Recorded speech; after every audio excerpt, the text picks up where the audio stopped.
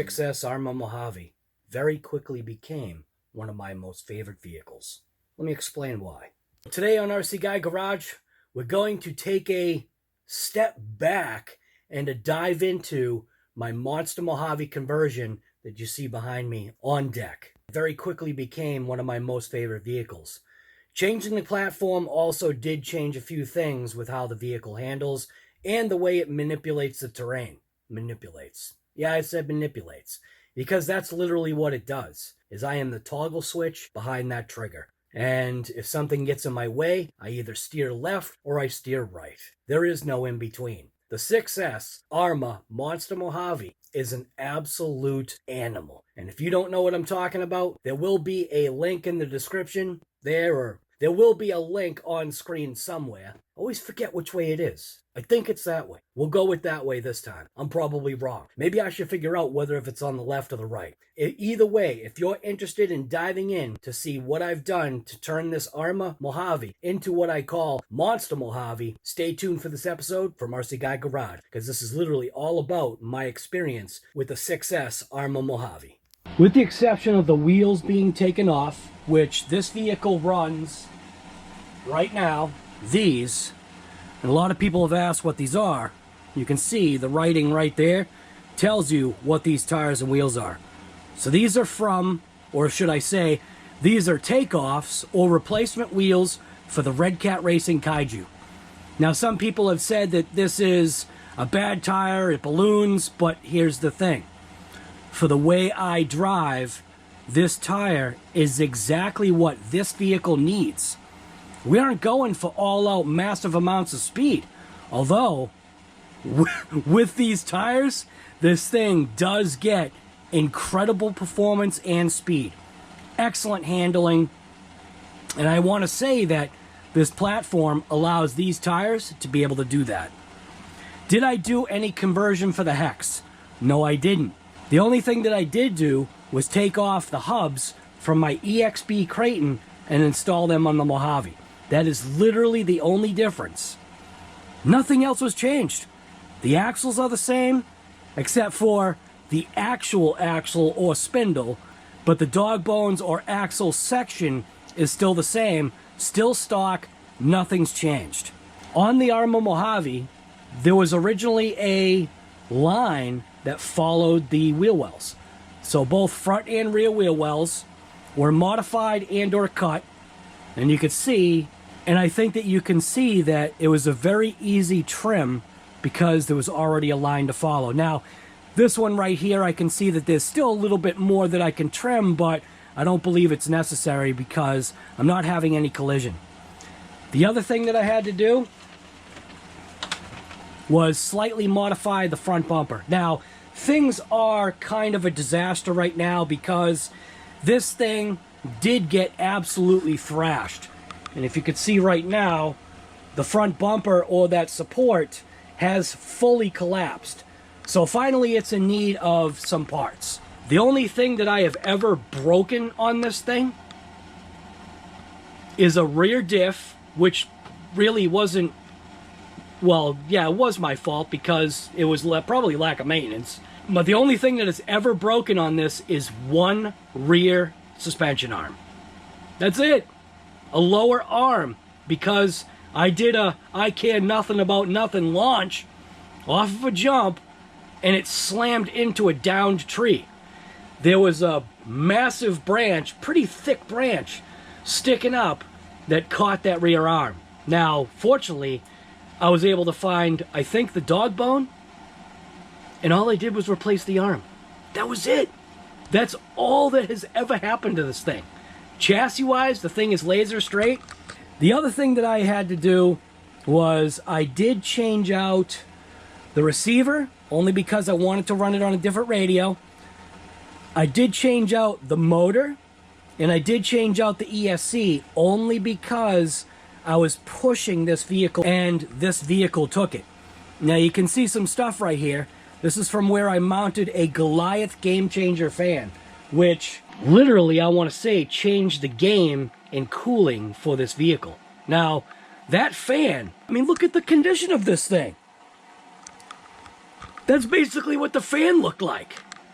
So after I was done beating the snot out of this monster Mojave, the fan had finally broken free, and I pulled it out of the truck, and I think I continued to rip until, like, axles and gears and stuff started to collide, and a whole bunch of crunching and grinding, but it was all deserved. And it was all in good fun. And what I've got to say is I literally did the toggle switch. Full on, full off, full reverse, turn left, turn right. That was it. And I mean, this thing did Jesus walks on water. This thing just flew. The other modification that was done was to the body. And what you see right here is a custom modded windshield from RC Guy Garage. One of the major, drawbacks with this platform, I think, with this platform is if you're trying to go fast, because of the open, like, windscreen or windshield design, it allows the body to parachute. So once you get to that 50 plus, like 54, 55 miles per hour in the stock configuration, the body has a tendency to start parachuting because you've got all this wind coming over the leading edge of the hood and then slamming right inside where the drivers are. And because the cockpit is pretty much non-vented, I mean, it does have vents, but the vents are clearly not enough in this truck. And what it does is it causes the truck to start to do the parachute and then just literally just wheelies. And there's tons of videos out there. Earl Moorhead's experienced the same exact issue. He liked my windshield idea so much, he went ahead and did his own windshield.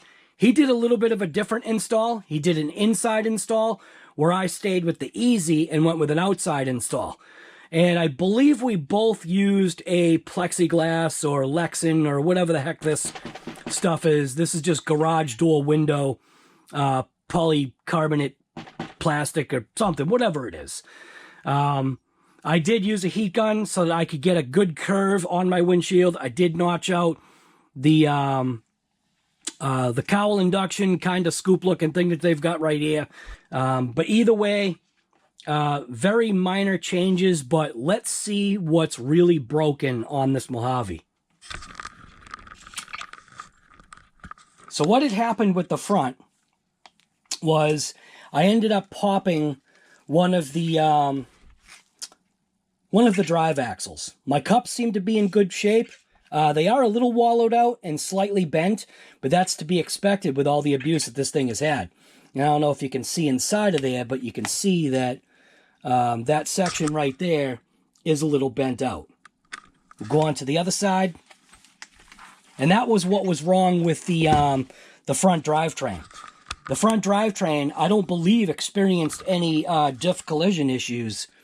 I think what I did is I either popped out the left or the right side front axle out of the cup, which does happen just because of flex.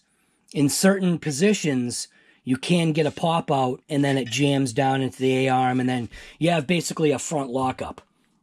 So I am going to disassemble this front end.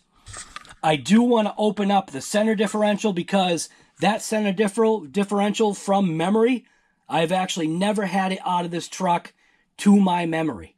Now, when you look at these cups, it looks like I don't even drive the thing. But people know better. People know that I have beaten on this thing, which is absolutely nuts.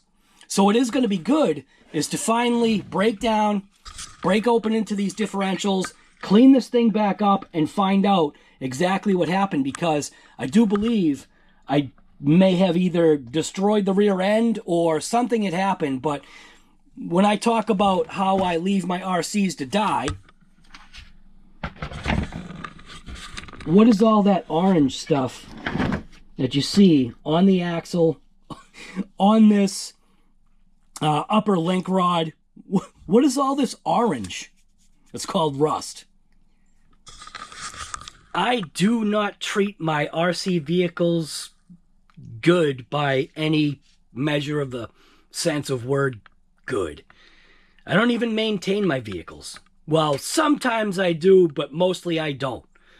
The only maintenance that they get is when something breaks. If I'm there, I might as well just do it. That's usually how it works. That's how Big Black has lived its entire life.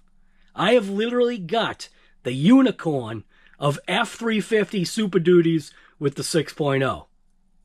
To even understand what Big Black has been put through, you don't even know. I wish I recorded stuff. I wish I, back then, recorded all of the craziness that has happened with this truck. All right. So I am going to go after the rear differential first. So this is going to be a complete teardown of the Mojave and a cleaning. So this is going to be a very long video, and I'm probably just going to let this thing run, just like a regular live. So I'm going to start off by popping out my foam, I think.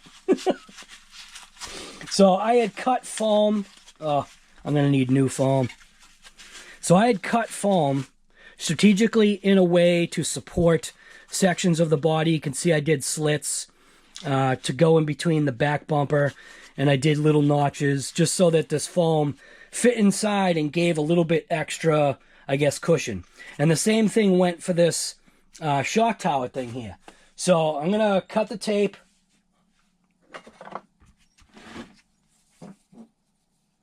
And I'm not going to use this mat either. This mat's going to get mangled.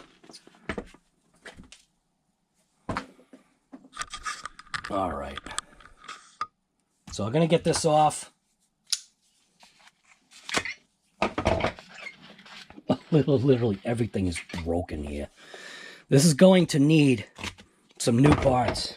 Bad. So let's get together a Mojave. Let's get together a Mojave Monster Mojave fund here, because this thing's gonna need it. I'm gonna need it. So same thing. Basically, just took some foam, stuffed it in the inside, and what it does is it helps cushion the impacts and possibly not break these. Now, this is all original. So we'll be taking all of this completely apart. Now, I think what I want to do is I want to separate the rear end completely. So I'm going to go ahead and remove the rear chassis brace along with the tower-to-tower brace. That'll separate that section right there. And then I'll flip it over and I'll get after the screws on the underneath. Definitely going to be a lot easier, just kind of like, instead of removing all this tape just to get new parts.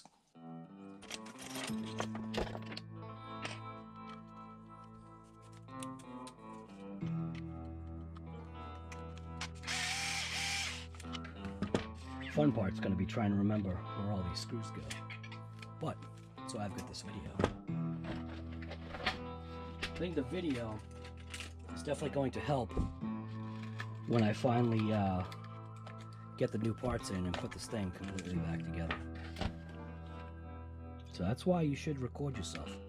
Record yourself taking something apart. That way you kind of know where things go. And I could also put things kind of back together too. So there's that brace. I know that brace is disconnected now. I'm gonna flip the truck over. Oh my God. That looks so bad. Wow. Everything is rusty, crunchy. Yeah, I'm gonna take a hammer to this thing. This thing is too nasty. So I'm gonna go outside, I'm gonna take my rubber mallet, and I'm gonna beat this thing to death to get all this stuff off. I'll be right back. Change of plan. This mud is so caked on here, it's literally not even coming off. So what I'm gonna do is I'm gonna take the receiver out. I'm gonna take the motor out, and I'm literally going to just wash this thing outside. This thing is so nasty that this mud won't even come off. This is like cement mud.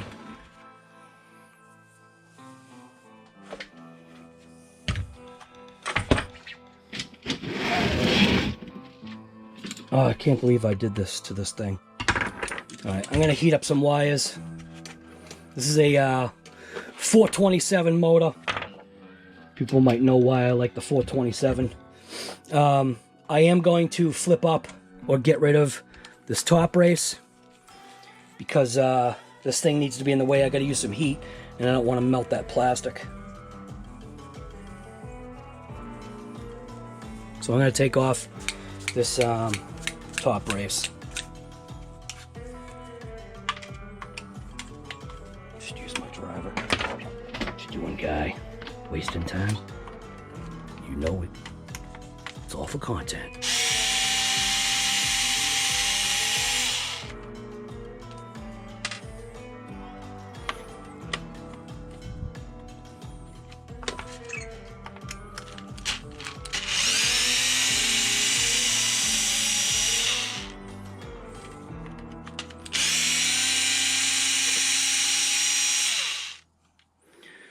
So at least now I can get this out of here. And I'm going to take off while I'm here. I am going to also take off just the brace itself completely out of here.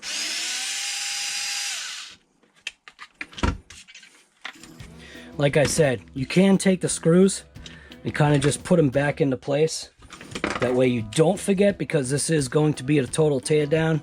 So that might be a smart move, is to go ahead and throw some of these screws back in here, because these are kind of inconsequential, but you could get confused with the amount of screws on a teardown. So just take the screws and kind of put them back in. That one I kind of can't because of the chassis brace. Crap. Alright, well, I can kind of like take these little spacers out. Keep in mind, these spacers obviously are in a certain like orientation.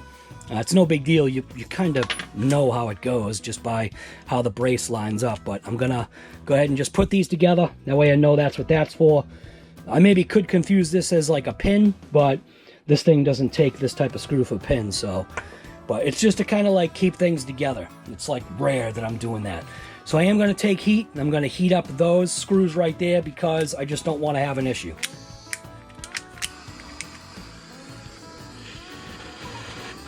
Heat it this way.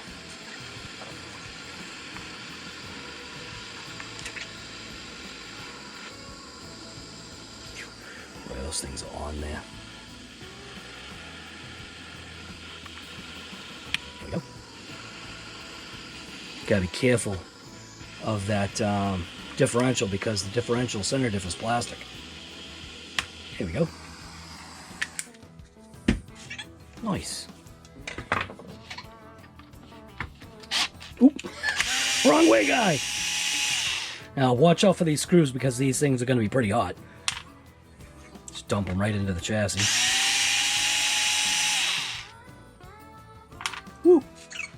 Now, I should be able to slide this out. I think I have to take off. Do I gotta take off this side plate? I don't remember. Guess I'll see. Yeah, it looks like I gotta take off that side plate. So I'm gonna take off the side plate now. Oh my god. Every screw on this thing is disgusting.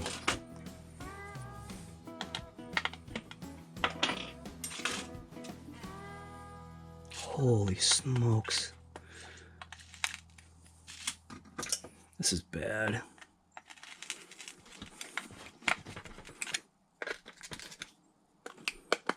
Make sure I kind of clean these out.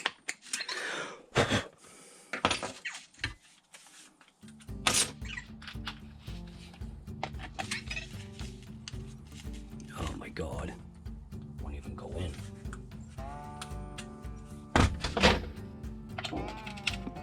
There's so much dirt in these things. The driver really won't even go in.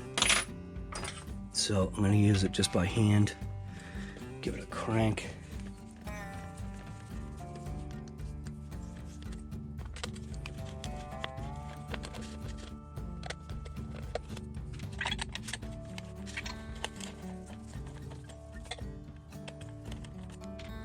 Somebody had said to use ice cube trays or like egg crates.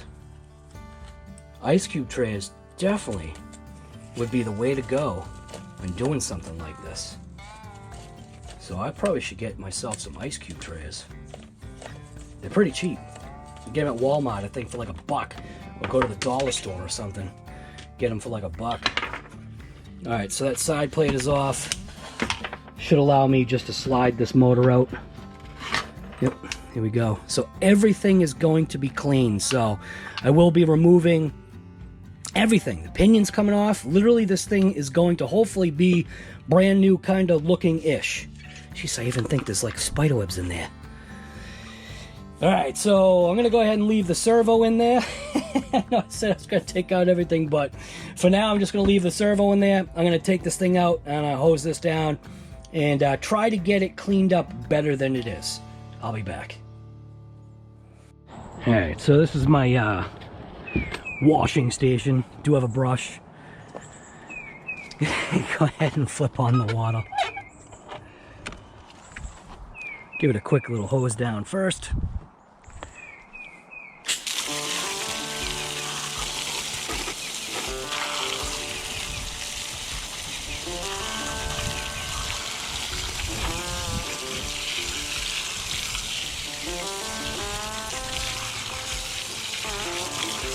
Almost looks like I didn't even need this.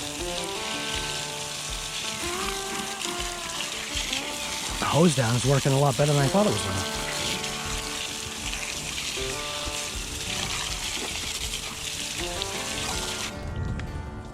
Alright, let's see what we're looking at here. Flip this bad boy around.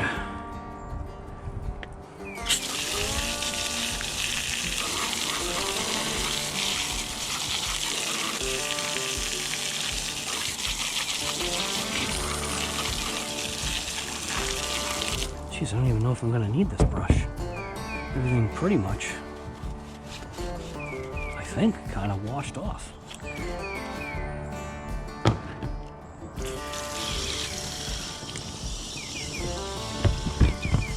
Now in there, obviously that's going to be tough because that's a combination of grease and stuff that's in there, so that's going to take a little bit to fully get out of there.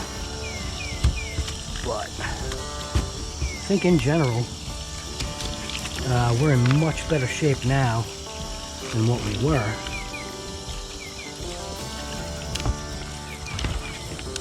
Flip around here. Yeah.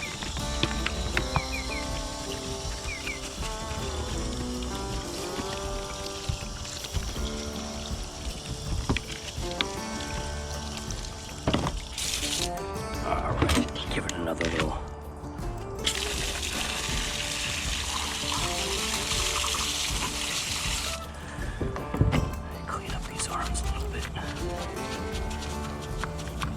Cement stuff, man. God, that stuff is literally like cement when you leave it on there.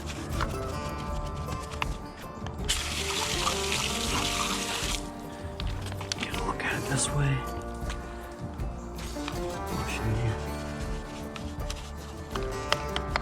I gotta say, not too bad, man. Side there's looking pretty good. All right, I think we're done.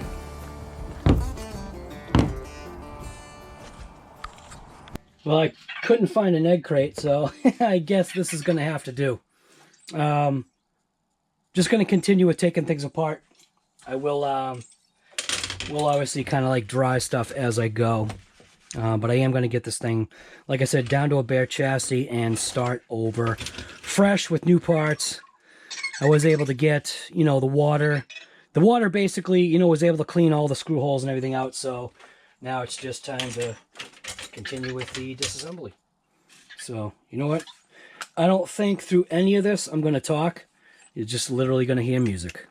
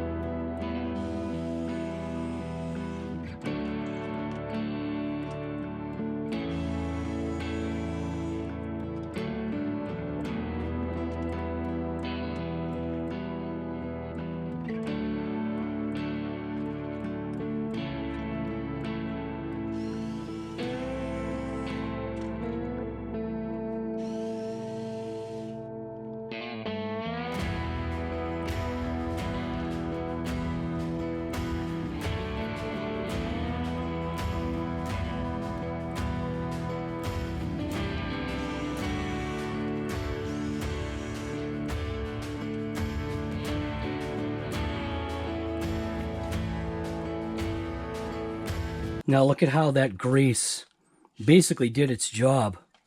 That is absolutely awesome.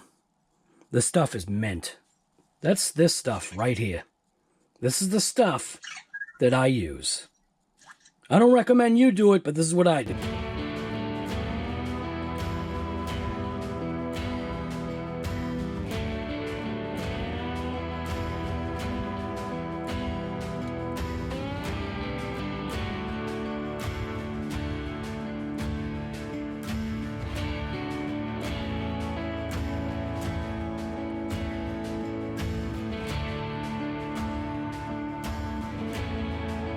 Still absolutely straight. This is nuts.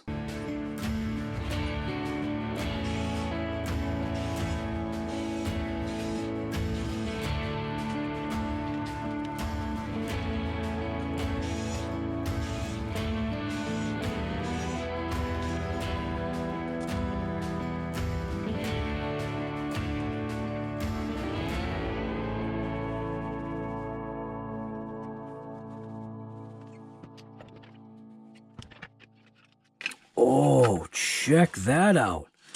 Oh, little bit of a discovery here. Actually broke my front chassis brace. Wow. Well, the rear chassis brace is mint.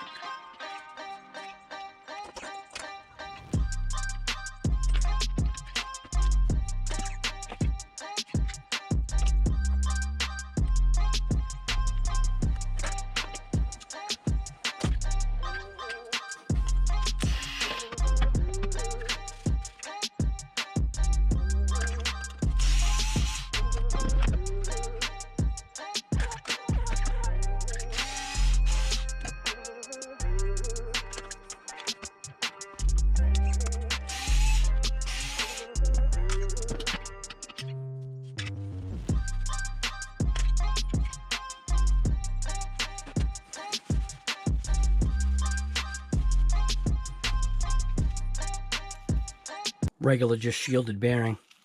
Still works, but you can hear it's got some issues. Same thing on this side, but this bearing I think may have been more protected. No issues with that one, but it is time to replace. Front drive shaft, laser straight.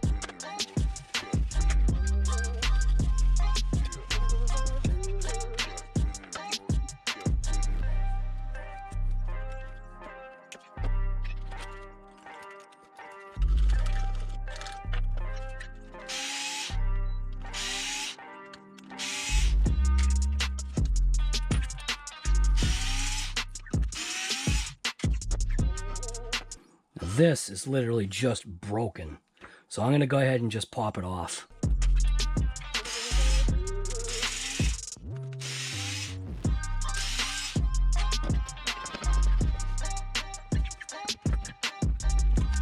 Had a feeling that was going to stay. Did it stay? It's almost there. Damn, that screw's jammed on there. That's how good these bits bite. These are my Hobao bits. Do they last forever? No. See how well this grease does? Look at that. This stuff is awesome. Paper towels will be your friend.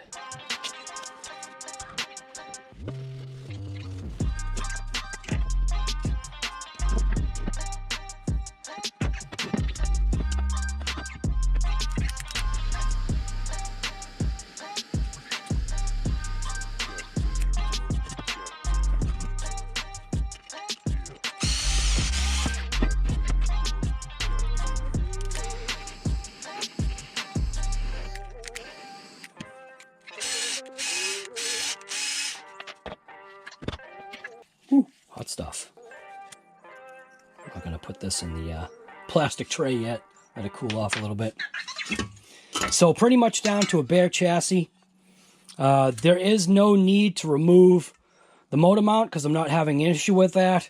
But I will go ahead and I will fully clean this chassis, making sure I get all the contaminants, dirt, oil, gunk, just everything off this. I'm going to spray it down with some carb cleaner and check this thing for straightness.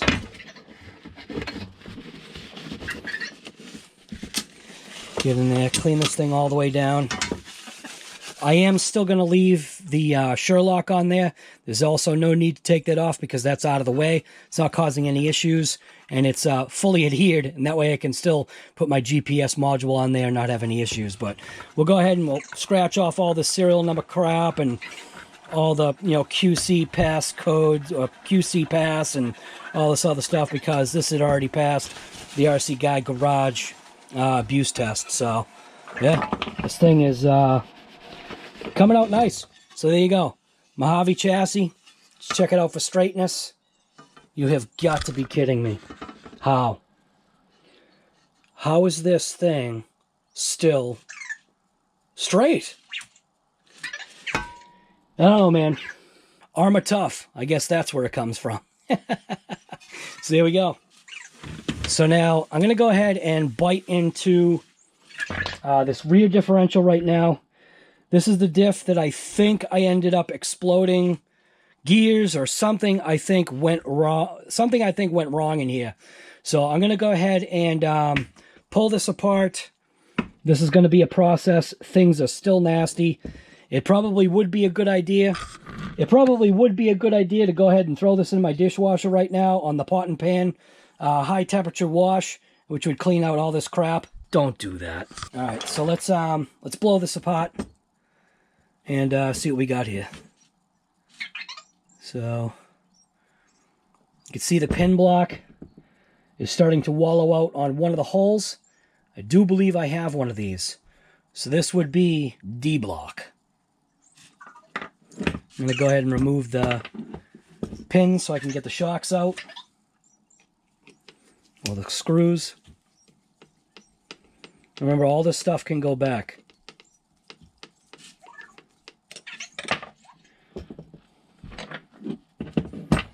Don't have to take the screw out all the way either. But all these pins should get nice and cleaned.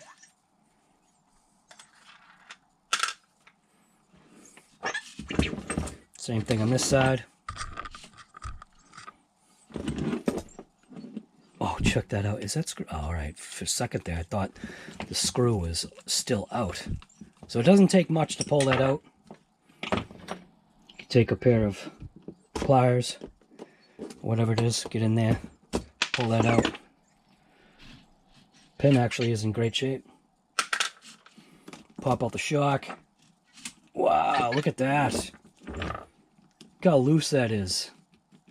Looks like we had a little bit of a loose bolt issue there. Alright. That shock off. I'm going to go ahead and bury that pin just a little, that screw just a little bit in there. Now, I got to take off this mess, which is coming this way.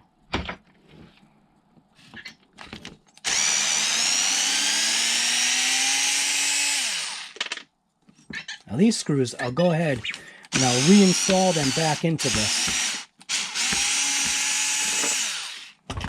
Because these are specific to this piece, which actually isn't broken. That's a good sign.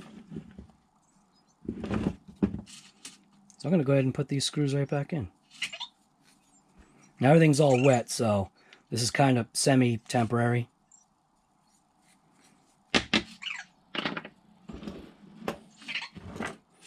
Now I want to take off the shock towel. It's going to be going after these screws here.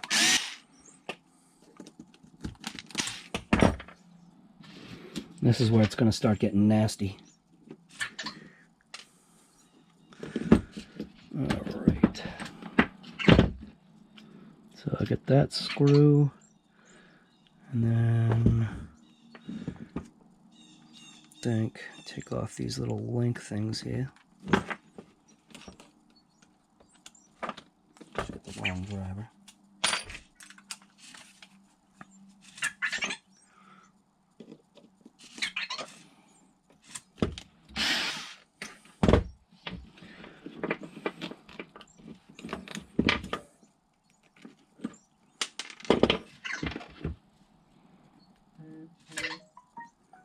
Like I said, just kind of keeping things together.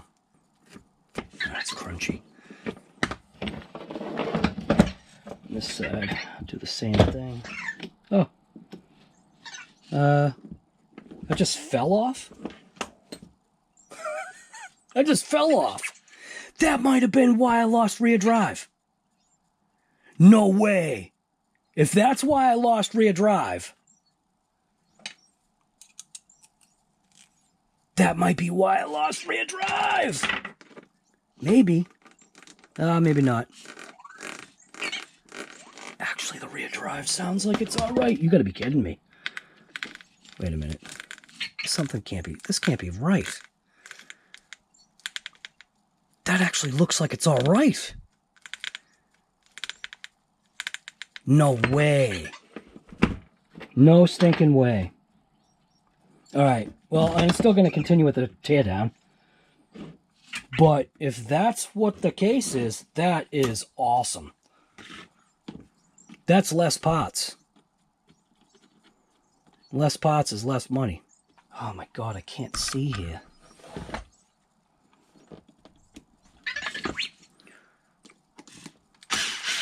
Looks like there was a washer on there.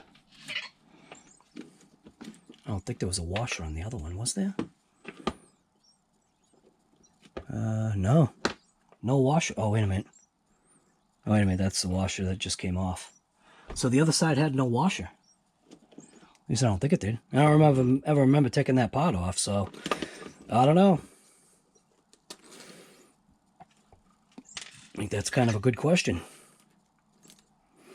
Maybe that was the side I did take off. Maybe I did lose the washer in a previous thing. So at least this side does have a washer, so. God, these fasteners are so tiny.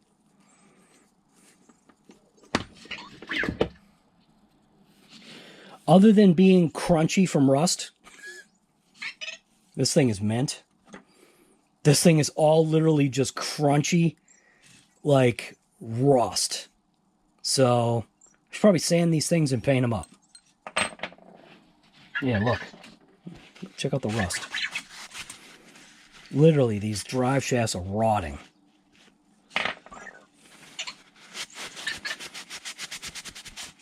Look at that. Horrible.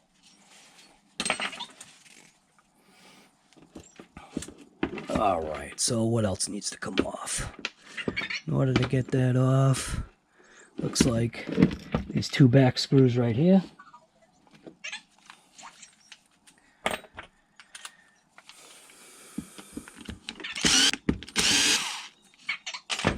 And I think, is that how that comes completely off? There's one more screw right there to take that brace off.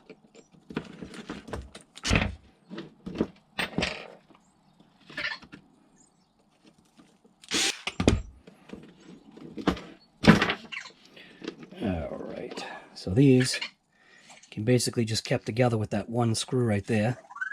Can keep those together. So there's no memory issues trying to put it back together. There we go. Alright, where are we here? Looks like two more screws. Oh, those are out. So this should come off. Alright, there we go. Alright, so I am going to... I guess I'll leave this as a unit for now. But this also does need to be disassembled. But the whole point of this was I needed to get inside to see what's going on. Oh, there's the other washer. Never mind. So the other washer was there. Where is it? So I didn't lose it. It just fell off and I didn't notice. There we go. I'm going to go ahead and take off this back cover now. Oh, the cover's so nasty looking.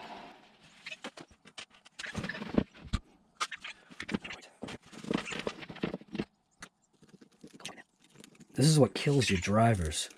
You don't clean these holes out, they end up killing your drivers. Because your driver can't fully see in there. So I'm going to do this by hand. This one by hand. So this should take off, I believe, the little sway bar cover, which kind of don't really need to take off.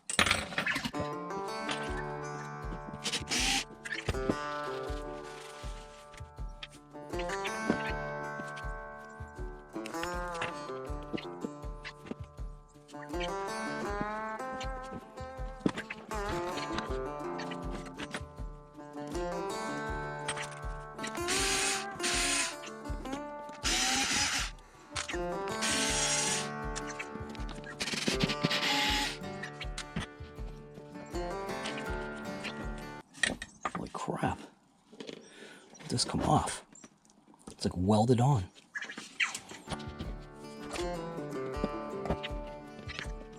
Come on, cover. Get off. Holy crap. It's like really on there.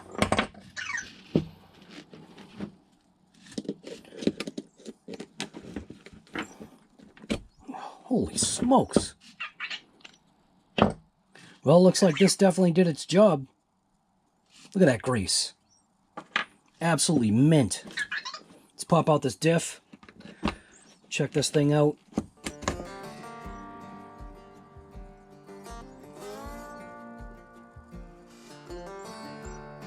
So I'm going to go ahead. We got 2 shims on that side. Not that it matters because I'm just going to shim it out anyway. And I don't know if it's even going to be able to get over that. Oh, there we go. For a second there, I didn't think it was going to be able to get over the rot. So, we'll clean this up. We'll clean up this case. Check out the pinion. But I'm going to go ahead and pop the pins off of here.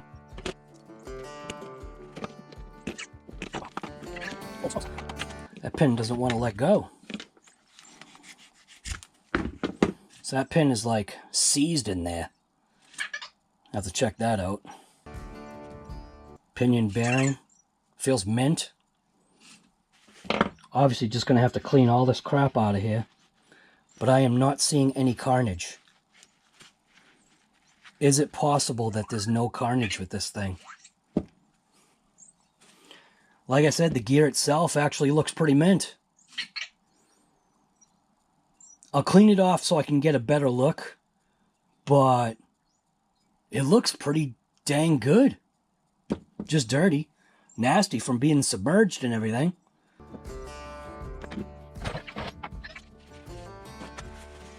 Alright, first things first is I got to do the best to clean off the majority of the junk that's in here. Checking for pieces, chunks, chips, whatever. And I really shouldn't find anything just because of how that looked. But it is still good practice to go ahead and, as you're cleaning things, if you come across carnage, that's like your first step. So I'm going to go ahead and put this in the dunk tank.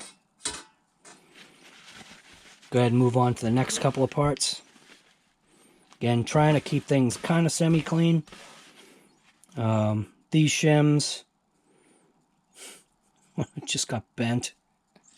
But I may have to re-shim things, so I'm still going to clean them. Same thing with this piece. I am going to take off this C-pin or C-block.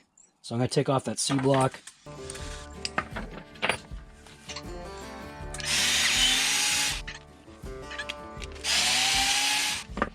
I am kind of wondering why that's seized in there. The C-block itself actually looks like it's alright. So this just could use a cleaning. But I do want to separate the pin from the actual block. Looks like it was just some grit that was holding that in there. So I'm going to put the pin in there as well. I'm going to take the pin out of the other arm, clean that too.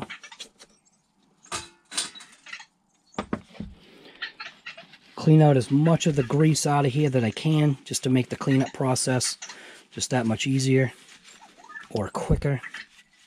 Less contaminants inside. So there we go, it's good enough. Put that in the dunk tank. Put the whole diff in the dunk tank. Alright, so there we go. Now I just gotta find my little brush. And alright, so obviously everything is in the dunk tank. We're gonna let it kind of marinate in here for a little bit. I do need to find my little brush. It's just a brush that I have that I clean all these parts with. Now is a good time to go ahead and throw on some gloves if you haven't. Alright, well, it looks like I'm going to be using a toothbrush because I can't find the other brush. But like I said, now is a good time to go ahead and find yourself a pair of gloves that you can use so these solvents are not getting into your bloodstream, because that is a bad thing that does happen. So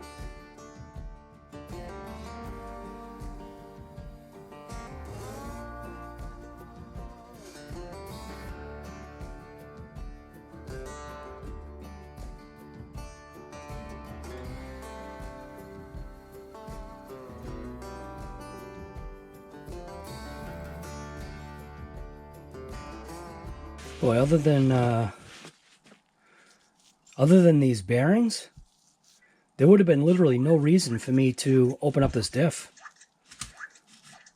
Oh, that kind of stinks that I literally got to open up the diff to get the bearings off, because it really wouldn't have mattered.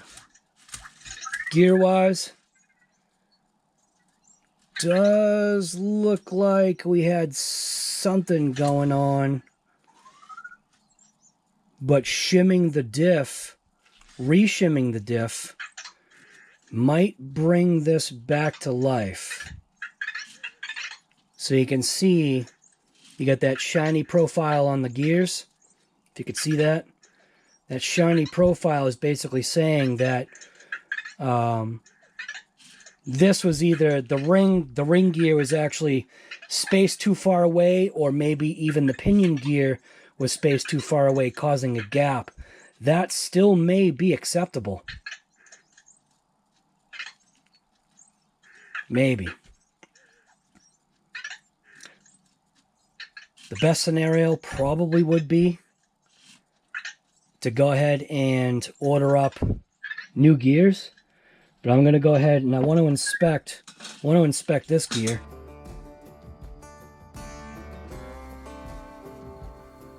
There is no real magic solution to getting this stuff off. The magic solution is called elbow grease. Alright, so get a look at the gear here. I'm going to say, by just looking at this gear, I'm going to say the possibility of literally just, the possibility of literally just cleaning this and re-shimming it kind of almost looks like that's a possibility. Let's see what kind of junk is in there. Nothing. Clean. So it looks like that might be what's going to happen. Looks like it's literally just could be re-shimmed is what I'm guessing. We'll see.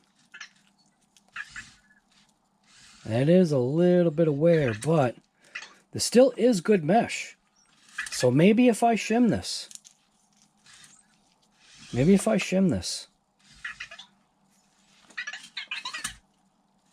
that might help. But I do have to blow this apart anyway. So this is all cleaned up. It's all cleaned up, and go ahead and stick it in the box there.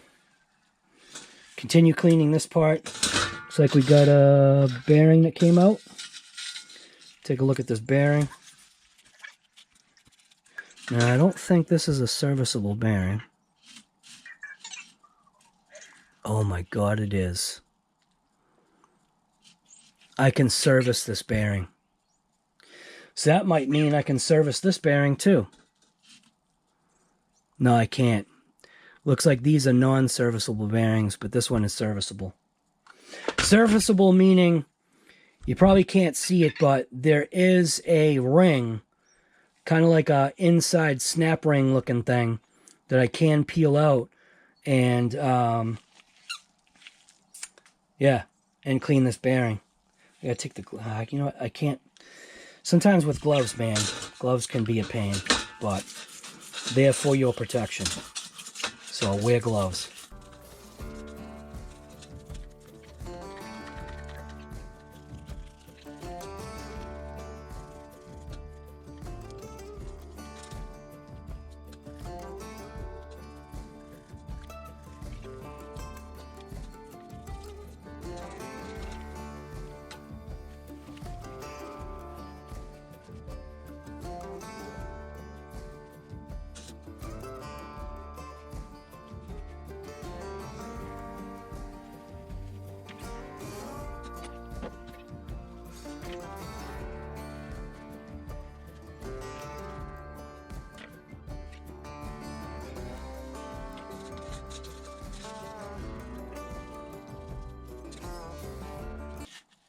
Oh. The gloves are falling apart. This bearing actually feels pretty good. So once I dry this out, blow it out with an air compressor, and I can go ahead and see if I can just put this in a heavy oil just to kind of bathe it. I do have new bearings, but this bearing does feel pretty good, but it does need to dry out now with the help of an air gun. These are not very solvent. These are not very solvent resistant gloves, apparently. Thought they were.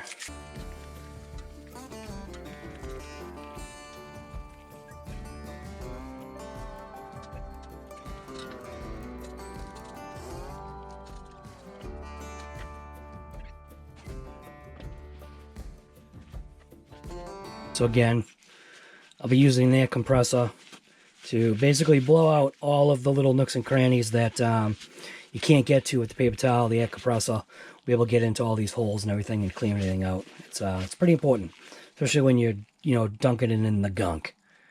So, but it looks pretty good. A little bit of a scratching out of some junk, but cleaning out pretty good. I'm happy with that. Got a shim right here. So, put that in there. Another shim right here.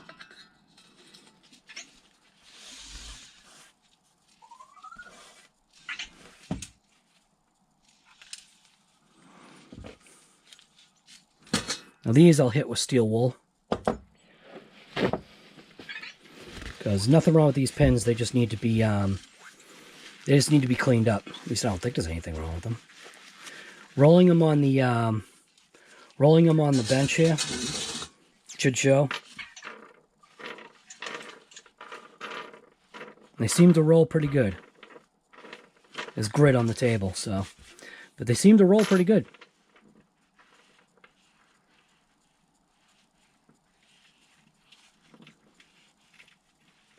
Might not be perfectly straight, but straight enough. Like I said, a little bit of steel wool, put in a drill bit, or just steel wool the end of it. Last one.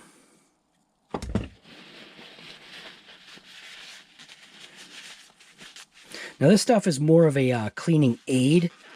It just helps. Still need to use the brush. Still need to paper towel stuff off. And you got to make sure that you wear gloves that actually work. These gloves don't really function as well as I had hoped, but things are looking pretty clean.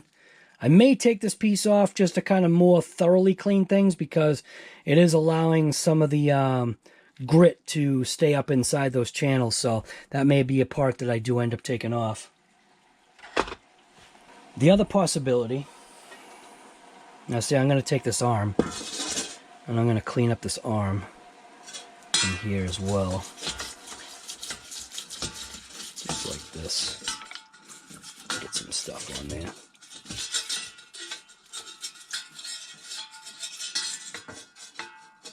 That should be good enough. The other thing to do too is to take a drill bit and just with your hands and just run a drill bit in the ends, such as a drill bit like this, or maybe a little bigger. And all it does is just help clean up, helps just clean up the arms. You're not really taking material out in a way.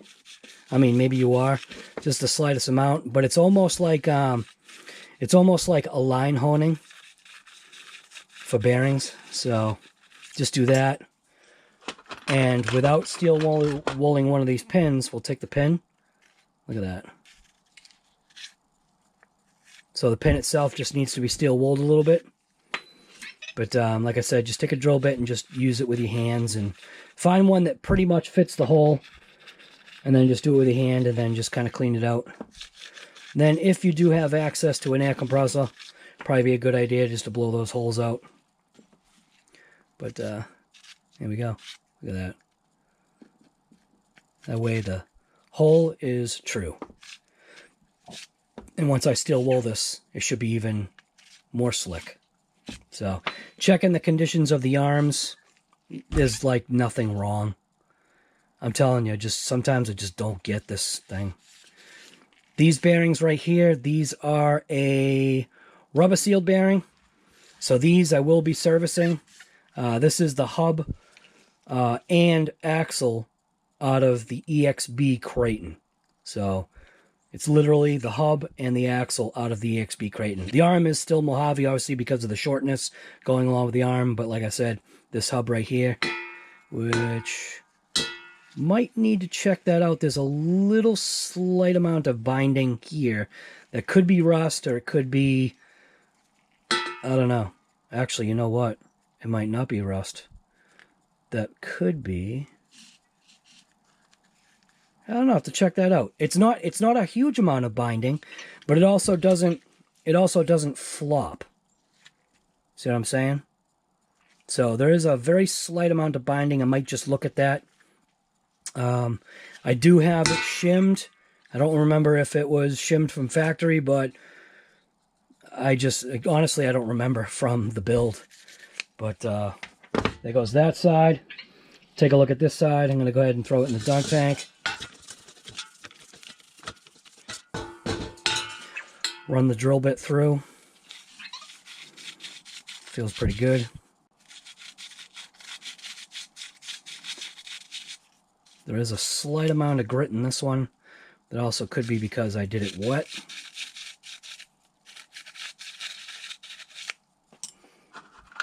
Take the other pin. And that one, there is a little bit of binding. So this pin could be bent. And it kind of almost looks like it might be. So I'm going to give it a roll on the table. It's really not bad. Maybe just cleaning up with the steel wool. And just cleaning this out with the drill bit. I can hear the grit that's in there. So the other thing I can do is take this stupid thing off. Take a Q-tip. Yeah. Take a Q-tip and run it into the hole. Like that. Wow, look at that. Look at all that junk that just came out of there.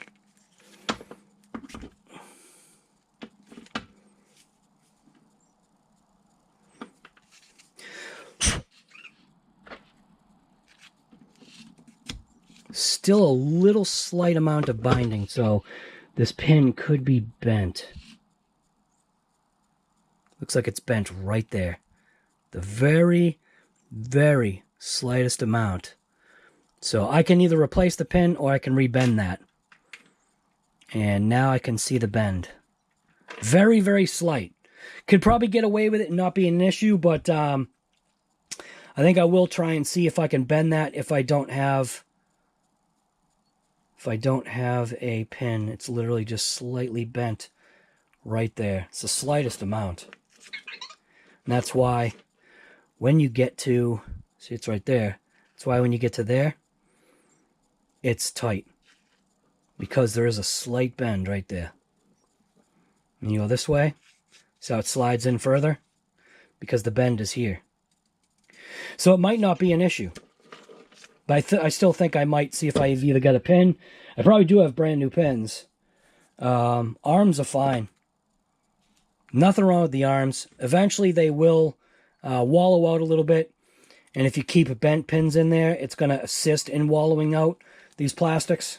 Because obviously something's got to give. And obviously it's going to be the plastic is going to give to the bent pin. So that's it for all that stuff in there. But that's how much junk was in there. So this stuff does the job. So these parts right here can just be cleaned up in a regular sink. Obviously I will need to order new towers here, new body towers, because these things are destroyed. So that's not a big deal. Shocks just literally just need to be cleaned up. So they still feel good. I could check them for fluid. I'll take the shocks off and then clean them up a little bit and give it a little fluid kind of check just by squeezing it, see if I can hear any air bubbles. But I'm going to go ahead and clean it in the juice right here. But yeah, I'm going to go ahead and take this off. So I do want to just pop this out real quick, if it'll pop.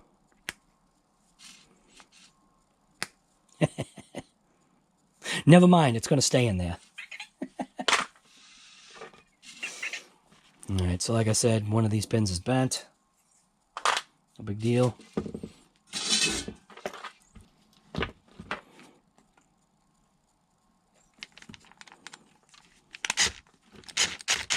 Wow. I think that screw's bent. Holy smokes.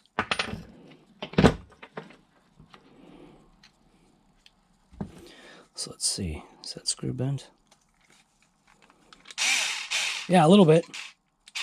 That could affect performance just a little bit. But I can go ahead and just rebend that just by applying some pressure on it.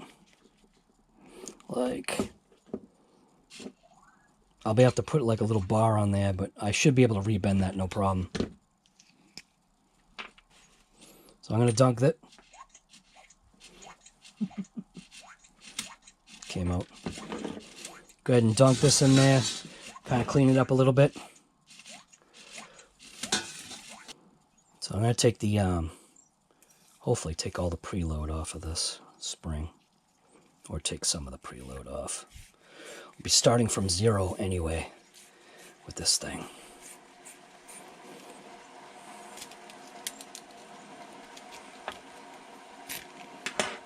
So I'll go ahead and toss this in there, clean it up.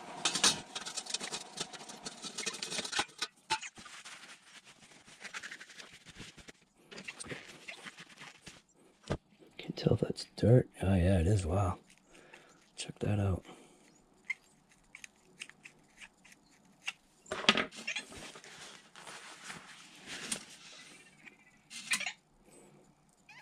Does feel like there is some air in there, so at some point must have lost some fluid,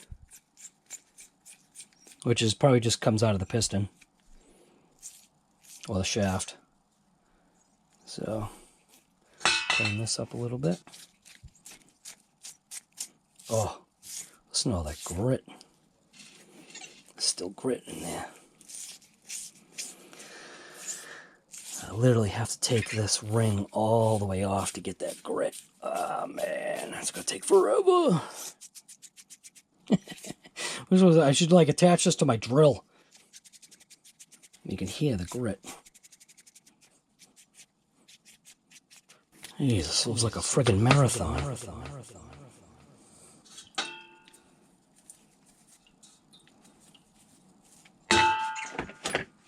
So hopefully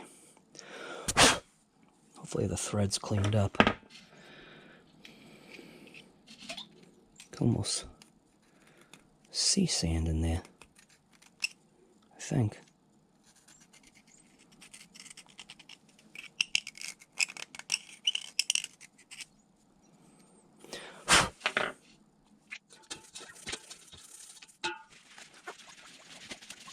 Let's see if that changed it at all. What I should do is just lubricate that little ring a little bit.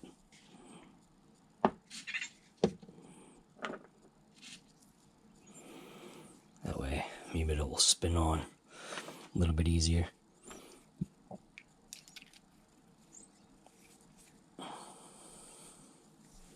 Make sure I get the threads oriented right, which it's not. There we go. Ah, still a piece of grit in there. But definitely a lot smoother now. But there's got to be like some tool that will grab onto that to spin these things off and on. So that's much better. Looks like the grit kind of like worked its way out.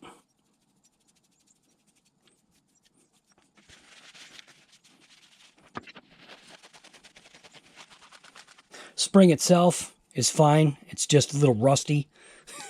What else is new? Go ahead and stick that back on. Supposed to clean this out a little bit. Make sure you're wearing gloves. Don't do this stuff without wearing gloves. So I'll go ahead and toss that back on there. And there we go. A nicely cleaned up spring. The only thing I will have to do, obviously like I said, is check for fluid, because right there, air bubbles. So I will just top these shocks off just a touch. Granted, the air bubbles are only right there, so maybe that might not be an issue. I can feel a couple air bubbles in the middle there. just from it not settling. So, because obviously as the bubbles are being pushed down and up, some of the bubbles are still kind of in the center, and they're going through the little valve holes or piston holes. So, it almost seems like that's the majority of the movement. Right here.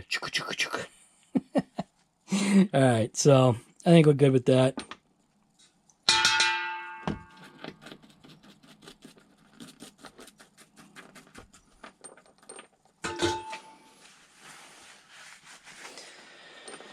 I don't think I'll have to top it off.